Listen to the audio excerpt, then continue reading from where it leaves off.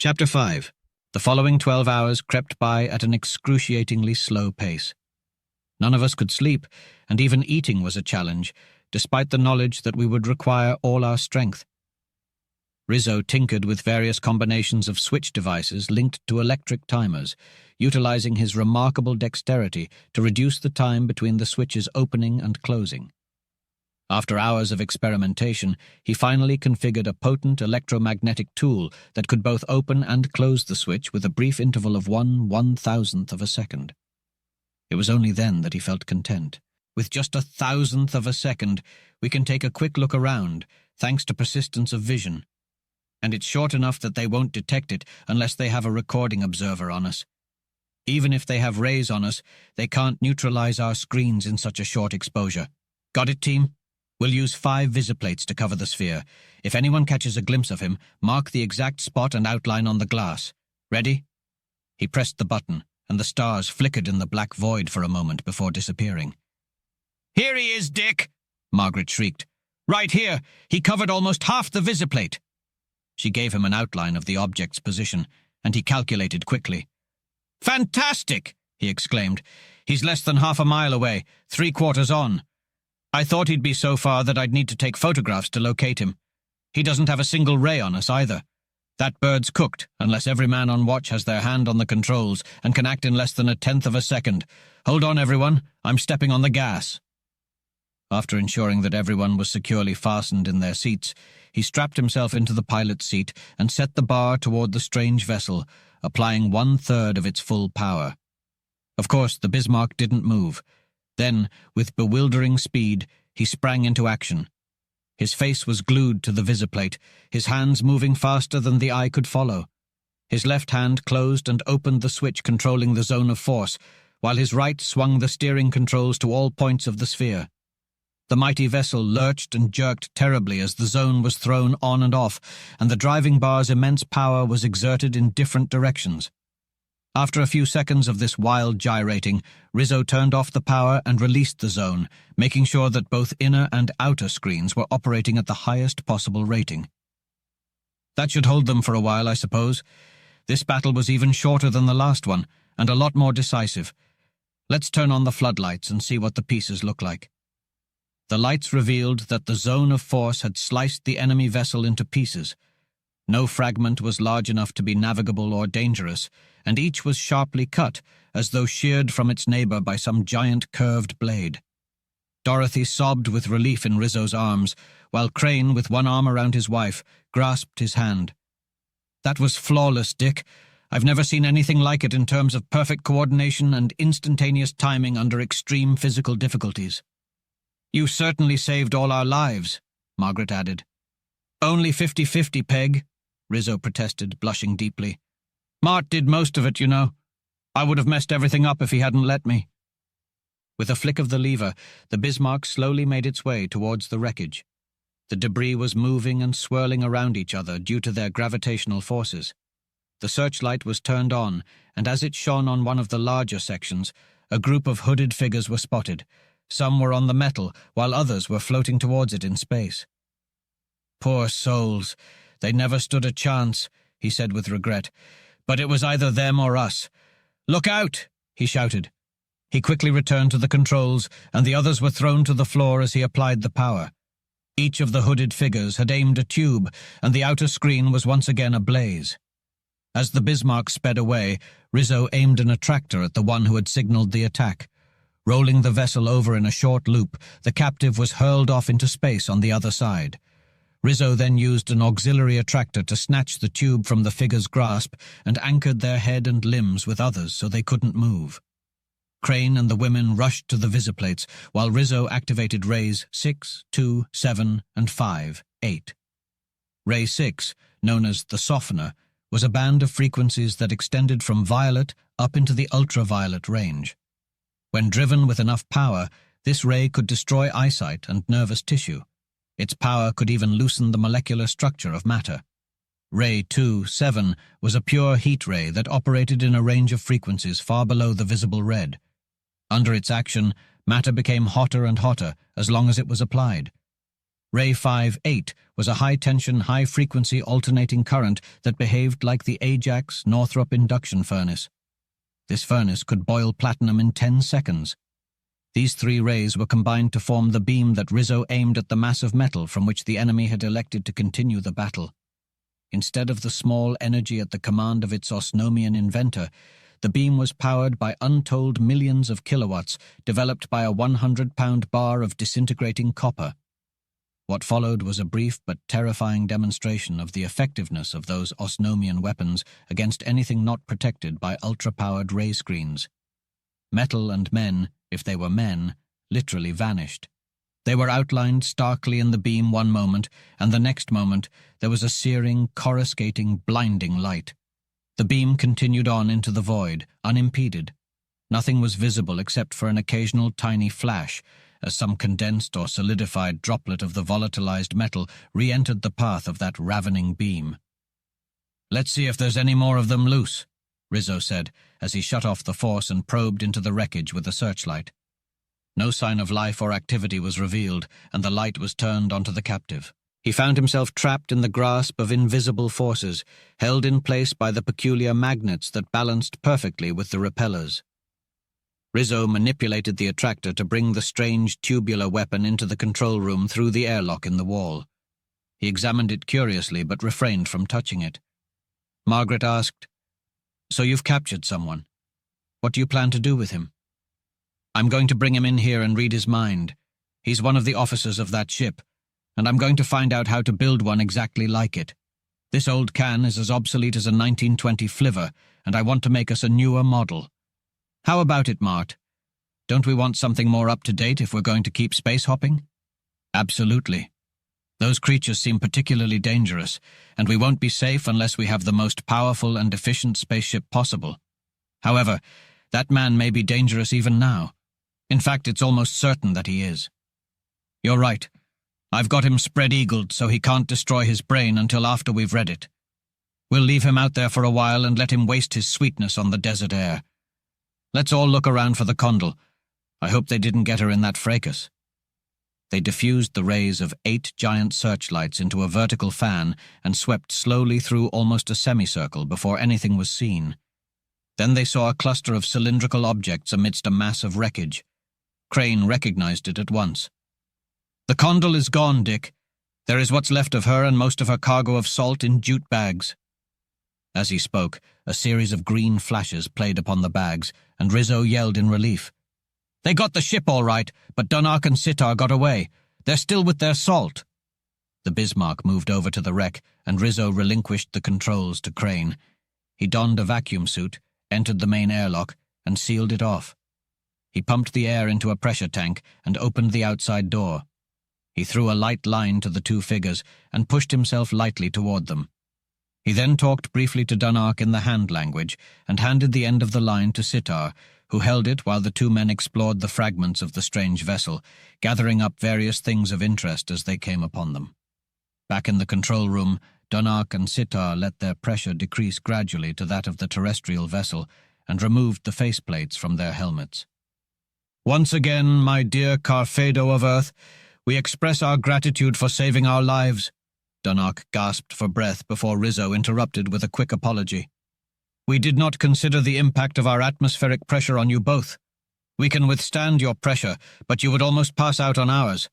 There, that should be better. Did you disable your force field?"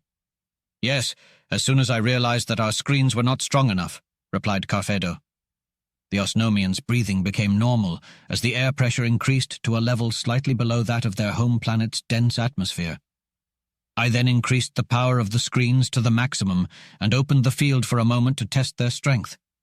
In that moment, a concentrated beam, unlike any I had ever seen, went through the screens, the 4-foot-thick hull, the central installation, and the other side of the hull. Sitar and I were wearing suits. "Hey, Mart, we should have thought of that. It's a good idea to wear suits all the time like those strangers. They might come in handy in a tight spot." "Sorry, Dunark. Please continue," interrupted Rizzo. "We had suits on, so as soon as the beam was shut off, I ordered the crew to jump, and we leaped out through the hole in the hull. The air rushing out gave us enough momentum to travel several miles into space, and it took hours for the planet's gravity to pull us back. We just returned a few minutes ago.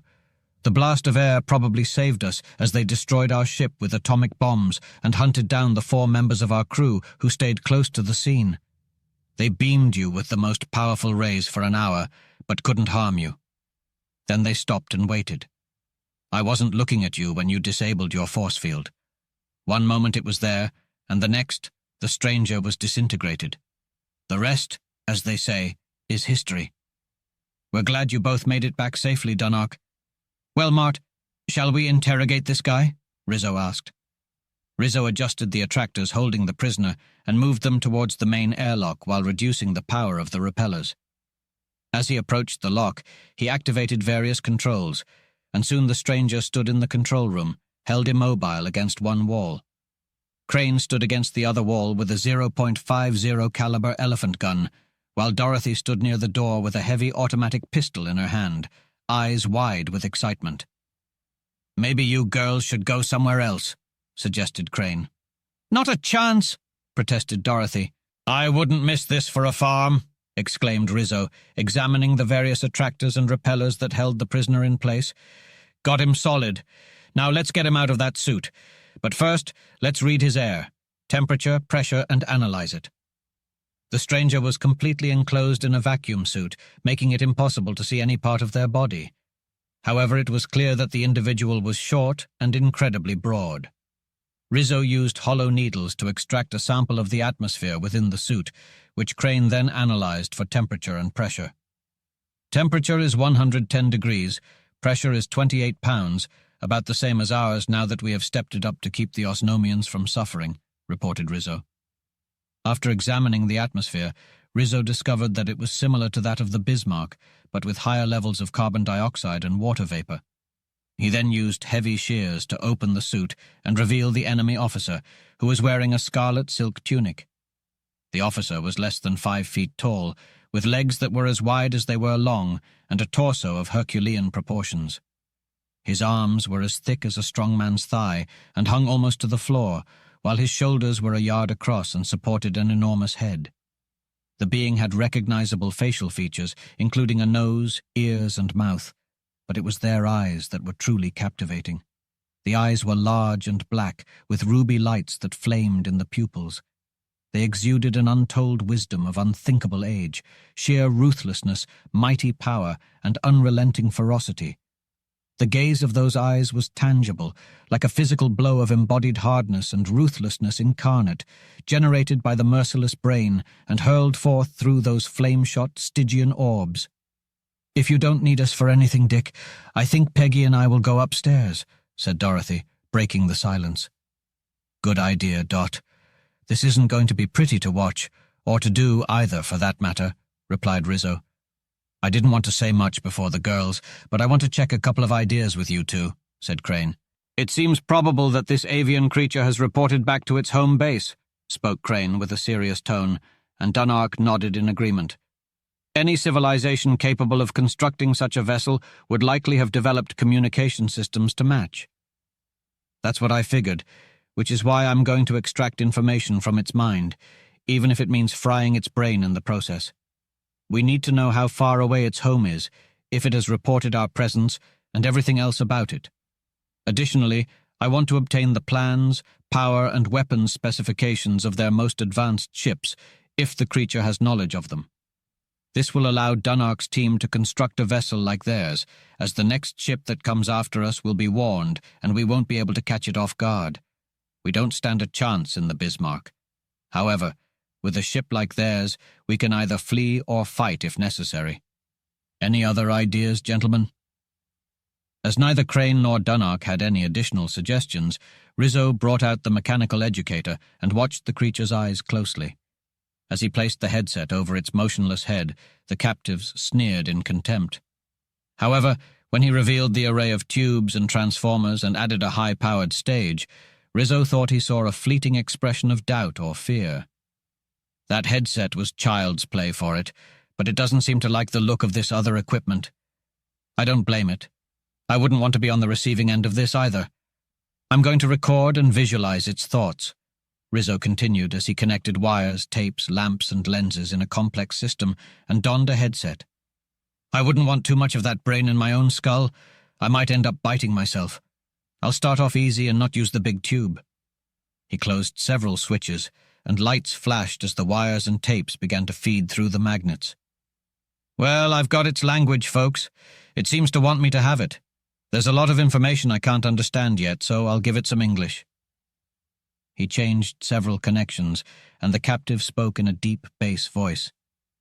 "You might as well stop trying, as you won't gain any information from me. Your machine is outdated by thousands of years compared to our technology." "Save your breath or speak plainly," said Rizzo coldly. "I gave you English so that you can provide me with the information I want. You already know what it is. When you're ready to talk, say so or display it on the screen. If you don't, I'll crank up the voltage and fry your brain." The creature's eyes blazed, sending a hypnotic wave through Rizzo's mind, but he resisted. "You are foolish," Rizzo said. "Your machine cannot control me. We humans may be inferior to your Fenachrone race, but we are not helpless. I demand your knowledge, willingly or not." The creature glared with hatred, but Rizzo was undeterred. He activated the superpower stage and began exploring the creature's mind with a visualizer. Crane and Dunark watched in suspense as the battle of wills unfolded. The creature's brain was massive and powerful, but Rizzo had a weapon of his own: high-tension electricity. He applied it with skill and determination, determined to extract the knowledge he sought. In the end, Rizzo emerged victorious. The creature's brain was no match for his ingenuity and determination. The universe may belong to the Fenachrone, but in that moment, Rizzo had proven that humans were not to be underestimated. Rizzo hovered over the amplifier, his muscles tense and his eyes darting from 1 meter to the next. With a slow turn of his hand, he increased the power of his supertube, unleashing a searing attack on the captive's mind. The captive stood motionless, his senses focused on resisting the invasive assault. Crane and Dunark watched in awe as the visualizer displayed a 3-dimensional image of a massive space cruiser. The image flickered and faded as the captive struggled to resist, but Rizzo persisted, increasing the power even further. Finally, the captive's defenses crumbled, and the image became sharp and clear. The image showed the captain, seated at a council table with other officers, receiving orders from their emperor. The ruler spoke of their destiny to conquer the universe, starting with the largest planet in a group of green suns at the center of the galaxy. Each officer was assigned a specific area to explore and report back every 10th of the year. The captain then took Rizzo and his companions on a tour of the ship, revealing its construction, power source, controls, and maintenance. Every detail was recorded and visualized, leaving Crane and Dunark in awe of the ship's incredible technology. As they departed the ship, the captain warned them to keep their existence a secret and to destroy anyone who might discover them. With unimaginable speed, the ship shot off into the vast expanse of space, leaving Rizzo and his companions in a state of wonder and amazement. The journey was long, but at last the cluster of green suns came into view, and the Fenachrone began to explore the solar systems in the assigned area. However, the survey was interrupted when 2 globular space cruisers were detected and located. The captain stopped the ship briefly before launching an attack. They watched as the Condal was destroyed. The captain then read the brain of one of Dunark's crew, learning all the facts about the 2 spaceships. They discovered that the 2 absentees from the Condal would drift back in a few hours and be disposed of. They also learned that every detail of everything that happened in and around the vessel was automatically impressed upon the torpedo that would be issued next. The captain impressed his own thought upon the record, recommending the volatilization of Planet 3 of Sun 6473 Pilarone, as the inhabitants showed unusual development and had already brought knowledge of the metal of power and the impenetrable shield to the central system, which was to be their base. They witnessed the raying of the Bismark and heard the captain issue commands to wait until the shield was opened before destroying it. The scene shifted, and the captain woke up to find himself floating in a mass of wreckage. He released the messenger, which flew back to the capital city of the Fenachrone, carrying a record of everything that had happened. Rizzo wanted to know how far the torpedoes had to go and how long it would take them to get there. He threatened the crew member, saying he would spare him if he gave up the information. The crew member refused, saying he would hold the information to disintegration and beyond. Rizzo advanced the potentiometer, and the brain picture grew stronger and weaker. The torpedo had a distance of 150,500 parsecs to travel and would take 0.2 years to reach its destination. The warships that would respond to the message were equally fast as the torpedo. The protagonist had a watch with 7 dials, each turning 10 times faster than the previous one, and one turn of the slowest dial measured 1 year of his time. Rizzo quickly grabbed a stopwatch and calculated the time consumed by one complete revolution of the dial. He was pleased to find out that the protagonist's year was about 410 of their days, giving them 82 extra days before the torpedo arrived. They decided to fight and obtain a complete record of the protagonist's brain. Rizzo explored every part of the brain and recorded it on tape. Afterward, he removed the body of the Fenachrone captain and considered how to transport the salt to Osnome. They decided to get another vessel and drag the pieces of the ship, instruments and parts behind them until they reached the green system. Dunark was advised against eating their food for an extended period. As we work on this, you should go over there and bring back enough food to last you two until we get you home. Give it to Shiro. After a few lessons, you'll find he'll be as good as any of your cooks. The Bismarck flew faster and faster, dragging behind it the wreckage held by every available attractor.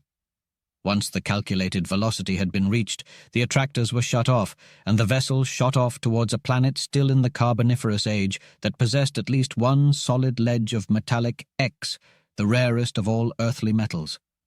As the automatic controls kept the cruiser on course, the 6 wanderers sat in discussion for a long time on what should be done to avert the threatened destruction of all civilization in the galaxy, except for the monstrous and unspeakable culture of the Fenachrone. As they neared their destination, Rizzo stood up. "Well, folks, it's like this. We've got our backs to the wall. Dunark has troubles of his own. If the 3rd planet doesn't get him, the Fenachrone will, and the 3rd planet is the more pressing danger. That lets him out. We've got nearly 6 months before the Fenachrone can get back here." "But how can they possibly find us here, or wherever we'll be by that time, Dick?" asked Dorothy. "The battle was a long way from here." "With that much of a head start, they probably couldn't find us," Rizzo replied soberly. "It's the world I'm thinking about. They've got to be stopped, and stopped cold, and we've only got 6 months to do it in. Osnome's got the best tools and the fastest workers I know of." His voice trailed off in thought. "That sort of thing is in your department, Dick." Crane was as calm and rational as ever. "I will, of course, do anything I can. But you probably have a plan of campaign already laid out?" "After a fashion. We've got to figure out how to work through this zone of force, or we're sunk without a trace. Even with rays, screens, and ships equal to theirs, we couldn't keep them from sending a vessel to destroy the Earth. And they'd probably get us too, eventually. They've got a lot of stuff we don't know about, of course, since I only took one man's mind. While he was a very able man, he didn't know all that all the rest of them do, any more than any one man has all the earthly science known. Absolutely our only chance is to control that zone. It's the only thing they haven't got. Of course, it may be impossible, but I won't believe that until I've exhausted a lot of possibilities. Dunark, can you spare a crew to build us a duplicate of that Fenachrone ship, besides those you are going to build for yourself?" "Certainly. I will be only too glad to do so." "Well then, while Dunark is doing that, I suggest that we go to this 3rd planet, abduct a few of their leading scientists, and read their minds. Then do the same, visiting every other highly advanced planet we can locate. Combining the best tactics from various worlds may give us the edge we need to repel these invaders," said Dunark. "Why not just send a copper torpedo to blow up their planet?" "It wouldn't work," replied Dick. "Their detection screens would spot it from 1,000,000 miles away, and they'd destroy it with their ray guns. We need to find a way to penetrate their force field." Suddenly the course alarm went off, signaling the presence of a planet in their path. They landed on the planet, named X, with ease thanks to negative acceleration. "It's going to take forever to remove 2 tons of metal and fight off those dangerous creatures," said Margaret. "Actually, it'll take 1,000,000th of a second," said Dick. "I'll use the zone to bite off the metal, just like I did with our field. Then we'll release the zone and take the metal with us." The Bismarck descended towards the metal ledge that their object compass had led them to. "This is where we landed before," said Margaret in surprise. "And there's that tree that ate the dinosaur," added Dorothy. "Didn't you blow it up for me, Dick?" "I did, but it looks like it's a popular spot for carnivorous trees. Object compasses are handy for finding locations," said Dick. The carboniferous vegetation was a vibrant green, and the creatures of the primitive world were hiding from the hot sun. "Do you want to see your little friends again, Dot? I can give them a shot and bring them out," joked Dick. "No way. I've seen enough of them," replied Dorothy. "Let's grab some of this metal and go," said Dick. Rizzo anchored the vessel to the ledge and applied the zone of force. After taking a large amount of the metal, they left the planet. "How much did you take? It looks bigger than the Bismarck," exclaimed Dunnock. "It is bigger. I set the zone for a 75-foot radius, so we might as well take enough while we're here. It's probably around 500,000 tons, said Dick. The task at hand was no small feat, but it was one that we could handle with ease. The mass we were after would help us keep everything together once we caught up with it. The journey to Osnome was uneventful, and we caught up with the wreckage as planned. We used detractors to attach it to the metal mass behind us. As we approached Osnome, Rizzo asked where we would land the junk. I explained that we would hold on to the lump of metal and the fragment of the ship carrying the salt, as well as some of the other important stuff. However, some of it would get away from us, and anyone under it when it came down would be in trouble. I asked for help with the attractors, and requested that someone have the astronomical data ready for us when we landed. Dunnock suggested we land in the empty parade ground, and he notified the city of our arrival and warned everyone to stay away from the area. We requested that 1 or 2 spaceships come out and help us lower the burden to the ground. As we worked, the guns of the city roared a welcome, and the air became riotous with color and scents. It was a meteoric display unlike anything seen before in that world of continuous daylight. Though some of the smaller sections and debris fell clear, we managed to land everything in a field of that size. It was a successful mission, and we were grateful for the help of the Condor ships. The space beneath them was carefully avoided, but all around and above them the air was so congested that it was a wonder no collisions occurred. There were tiny one-man helicopters, little more than single chairs, flying about, beautiful pleasure planes soaring and wheeling, immense multiplane liners and giant helicopter freighters. Everything in the air found occasion to fly as close as possible to the Bismarck to dip their flags in salute to Dunnock, their cofferdix, and to Rizzo, the wearer of the 7 discs, their revered overlord. Finally, the freight was landed without any serious mishap, and the Bismarck jumped to the landing dock upon the palace roof, where the royal family and many nobles were waiting, dressed in full panoply of glittering harness. Dunnock and Sitar disembarked, and the 4 others stepped out and stood at attention as Rizzo addressed Roban, the Carfadix. "Sir, we greet you, but we cannot stop, even for a moment. You know that only the most urgent necessity would make us forego the pleasure of a brief rest beneath your roof.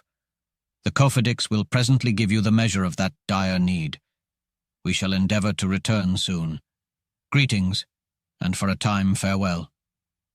Overlord, we greet you and trust that soon we may entertain you and benefit from your companionship.